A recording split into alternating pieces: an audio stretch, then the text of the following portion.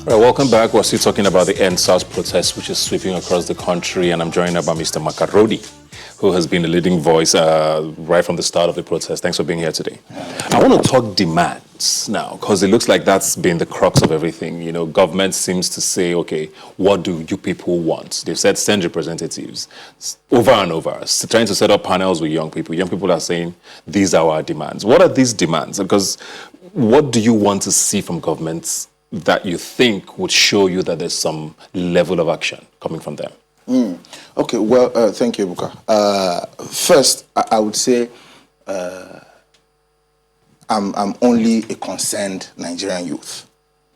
Yes, maybe because one or two people know me, it might look like, okay, Macaroni, you will see his face. But I'm just as concerned as every other Nigerian youth is concerned. What I think, when we say demands, you know, it seems like the government, the youths, maybe they keep going back and forth on what demands are. It's clear. What do you even do? What do you do in situations like this? Show a sign of good faith. Good faith. Show to the Nigerian youth that you're ready to listen, that you have listened, and you keep saying you're working on them, but there are decisive actions that can be taken that will prove to the Nigerian youth that yes, okay, they are beginning to listen. So you don't think there's been decisive action? I don't. So to play devil's advocate here, the SARS has been disbanded, like I said. Lagos state government has fired a number of police officers. We've seen dismissals in a number of states. We've seen police officers, being talked about being prosecuted. Why are those not enough? SARS has been disbanded. What is SARS? SARS is, forget about the special anti-robbery squad thing. SARS is a menace. It's a threat that is going on in the country. It's beyond the unit. Yeah, it is. That's why we're saying for a complete reform of the police force. Now you're saying SARS has been disbanded. You are still intimidating protesters. You're arresting them. You're putting them in prison, unknown to people. So, for instance, the case of Ojabi, I already came up. If not for Ojabi, people would not know that Ayorinde is in prison. And the people that were going, the lawyers that were going, the police officers, they kept denying that nobody like that is there. So there's so much impunity, and it reeks from the very top. So you find us, we are saying we are tired of these things. The things that we are tired of is still the same thing that you are doing. And you want us to believe that you're listening to us? You say there's going to be a reform, a reform is in progress. Who is supervising this reform? This menace started on, it could have been there, but now people are crying. And it's right under the nose of the Inspector General of Police. Now the Inspector General of Police is still in office. He's still the one to supervise the reform. Are we joking here? Okay, well, we're joined by Jola Ayeye via Skype. Jola, how are you doing, if you can hear me? We're talking here about demands. There's a lot of talk about, what the young people want out of this. And I've been talking with Mr. Macaroni here, talking about, what exactly would assuage people? Because that's what I think government wants to hear. What do you think government needs to hear or do? I beg your pardon. I can't speak for... Ebuka, can you hear me? Yes, I can. Okay, good. Good afternoon. Hi, Dewo. Hope you're well. I think they are speaking as a concerned citizen, just as a private individual. I think there are things the government can do in the short and long term. So there are things that can be done in 5 days. There are things that can be done in the space of, I don't know, let's say 90 days. And then there are things that can be done within the year. But if you're talking about within the year, right, within the first 5 days, if you are saying what should they do to show a sign of good faith, to show action, that's the question, right, Ebuka? Yes. Okay. The first thing is a public apology to the Nigerian people from the very top. There hasn't been, in my personal opinion, there hasn't been enough levity given to the situation. And this constant talk of youths are not the only ones affected by the actions of the Special Anti-Robbery Squad and the rot in the Nigerian police force. But within 5 working days, for instance, the Nigerian government, federal government could say, okay, they are constituting a public commission of inquiry that's going to hold public hearings on the excesses of SARS. Okay, let's say this commission can have, there's this thing that's happening where there's an idea that you choose 2 random youths or 1 random youth and you give them a spot on a panel.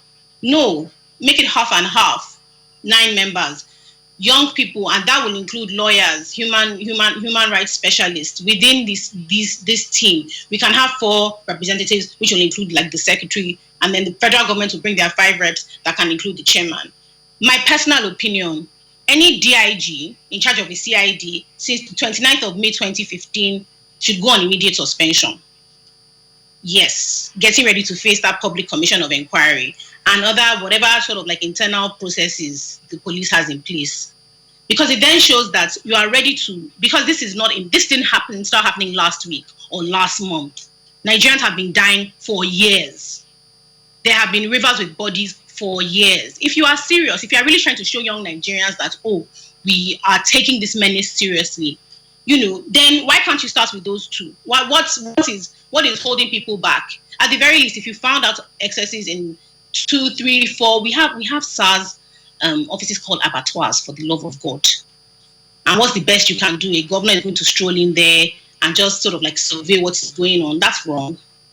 In my personal, these are things that I think show a sign of good faith. We hear that SARS is off the road, but we're still seeing pictures and reports from around the country of officials stopping young Nigerians and going through their phones and harassing them. So, who is really fooling who? I cannot understand this disdain, this lack of care that is being shown to young Nigerians. There are things you can do in 5 days. There are things you can do in 90 days. There are things you can do in a year. Reform takes a year, we know. But what are the immediate steps you are taking to make sure that young Nigerians understand that you are not only working to make them feel safe, but you're taking this extremely seriously. And you're not treating us like nuisances dancing on the road because we're having fun. We are dying. We are literally dying. I'm going to come back to you, Jola. You very, very valid points. I mean, she's been very specific, with the kind of demands that she's looking at. But like I was talking with the guests earlier on, these demands seem to be snowballing into other things. We're seeing hashtag end bad governance. We're seeing a few other hashtags that are starting to, feed into this, what NSAS started. Do you think meeting these demands will get Nigerians off the streets? Well, like for right now, I'm not the spokesperson for the Nigerian youth, so I cannot say whether whatever the government does now is going to get the youths off the street. One thing I'm certain of is that I'm a Nigerian youth, and I'm going to continue to use my voice to speak about these issues. Now, we're talking about the government meeting the demands, and maybe later then they are snowballing into other things. Why not meet these demands first? Why not begin to take action? Why not start doing, we're protesting, and our lives are not even secured. Safety is still a concern, and so we cannot even talk about any other thing until every Nigerian youth is sure that his or her life is safe. Safety comes first. And then we'll talk about other things. Yeah. Do you get a sense that government will respond to these demands? Because on the one side, we've seen some level of action. Like I mentioned earlier, from certain state governors, from the Inspector General of Police making certain announcements. But on this list, especially the 5 for 5, which has become sort of the most visible demands from young people, do you get a sense that government will act on them? I'm not in government, so I wouldn't be able to say if they will or they will not. But one thing, what I'm sure about is that the leadership level in this country has been awful. It's been nothing to write home about. So, and you see, government has always had it easy going for them in this country. Yeah. A lot of recklessness, a lot of corruption here and there, and it's been easy. Nobody says anything. I mean, you come to us, you tell us snakes swallowed something million, and everybody will just laugh, and and we've been so used to it. We've been so used to impunity, such that if a governor or president or anybody fixes a road, we'll be like, you did something. Are you kidding me? It's your job. Do it. That's why you're there. So I won't be able to say whether that will get, but can they even start by doing something? Yeah. Can they start by actually doing something? You're saying SARS has been disbanded. You put the officers somewhere. Have you started prosecuting these officers? Dismissal, is that punishment? Have they admitted? The Nigerians need to hear the stories. These stories, a lot of stories are hidden. They are hidden. Nigerians need to listen to the atrocities committed by these officers. It needs to be public for the whole world to see. The whole world should know what we are going through, what we are facing, and why the Nigerian youths are saying enough is enough. Jola, let me come back to you. I know we don't know how long this is going to go on for. People are just sort of like, because of how organic things are, it just seems like we wake up another day, whatever, emotions people are feeling is what dictates the tune. But hypothetically speaking, if the protests end today, do you feel like Nigerian youth have won anything out of this? I do not think so. I think that there is still an attitude of first of all, there's this thing of us being referred to as children. I hear that quite a bit. The children, our children, young Nigerian children. No, we are just your constituents, please and thank you. Because no leader, no parent will see what is happening to would have anything that SARS officials and rotten police officials do to their child and let it go. Or just continue waiting and watching. I don't believe so. There hasn't been any decisive action that lets us know that the Nigerian federal and state government are willing, ready, and able to do the work required to reform long term, because the short term actions haven't been taken. Yes, that's my personal view. So one of the biggest, talking points as well of this entire, organic protest has been the fact that, there's no leader. We've seen so many conversations online saying, who's going to lead this? We need a representative. Someone should come and speak to us. How are things running? Because I know you are also part of, a coalition that has been sort of supporting the movement as well. How have things been able to run for this long without a leader, in quotes? And I mean, it's quite boggling, I believe, for a lot of people who are watching from the sidelines. That's interesting because social media over the last decade has shown us what cross-country collaboration can do. Because it's such a widespread issue and so many people are affected personally, what is happening is that in small clusters, individuals are coming together to figure out what is needed to make our voices heard. And that includes feeding. If you're talking about sort of like, I guess it's sort of like the welfare, it is honestly individuals stepping up and figuring out the best ways to work together for one goal. That is all this is. It is the same way, for the most part, any association would run. It is just that it boggles the mind for most people that there is no single leader.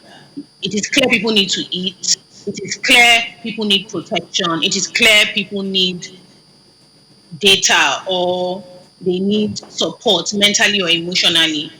And Nigerians are coming together using tools they have available, most of them that have been developed in the last decade or so, to just work with each other. It's a spirit of camaraderie. We understand what each person is going through, and we know that as a unit, we demand better of the government, because this is state-backed apparatus we are dealing with. If the government isn't taking decisive action, it then looks to us like they support the killing of Nigerians.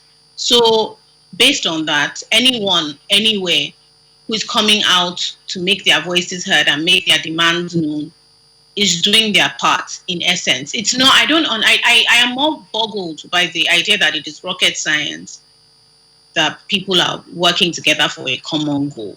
That is what is even more baffling to me. Not that there is no one. There's also been an argument, that at what point do you start shifting strategy?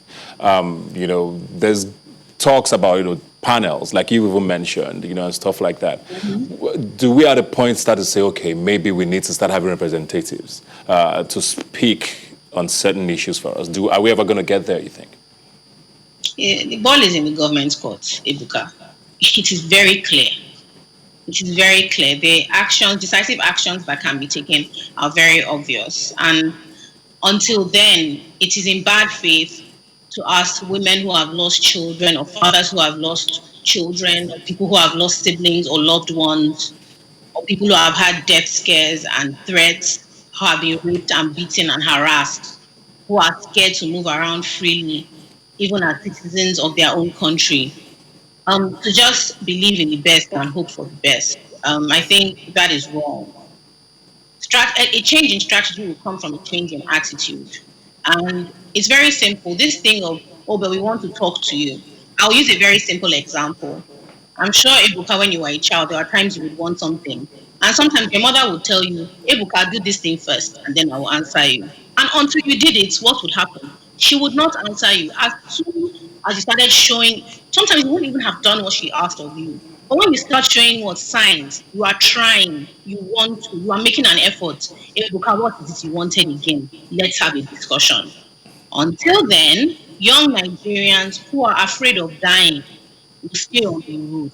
That is just the truth. We will keep crying and screaming and protesting because that is all we can do while alive. We would really appreciate being here in the long term. That's what this is all about.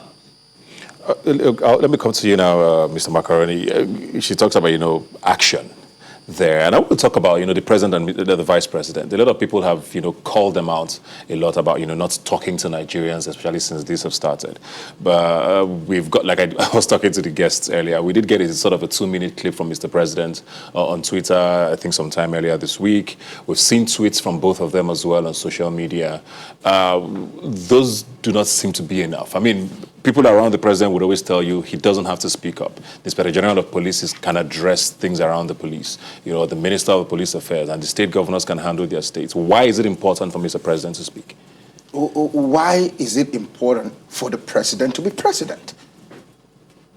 Why is it important? Okay, so if tweets can do it, and if those clips once in 10 days can do it, why don't they keep that same energy during elections? During elections, you're going from place to place, from state to state, from local government to local government, and you're promising the Nigerian people that you will do better. You will do better than the previous one. So when we are in a state as this, where your people, those people that you have promised to take care of, are crying to you, you have no business sending tweets to us. Your business is to every day give a situation report. If you are on top of the situation, that is. If you are actually on top of the situation, every day you tell us something. These are the steps we're taking. These are the steps that we are taking. Tomorrow, this is going to happen. Next tomorrow, this is going to happen. Today, this is what happened. But you're there sending tweets, telling the people to calm down. Is that how you were elected into government? So, people need to see. I need to see. They need to wake up. They are used to sleeping. So they should wake up and talk to the people. Only then I'm answering when all of this I think would stop. I'm just one person, but the people need to see something. Show them something. Show them. Then we can now talk about, okay, it will now take a while for this to happen. It will take. When the Nigerian youth see that the government is serious, then they can now start talking about maybe you want to sit at the table, you want to do this or do that.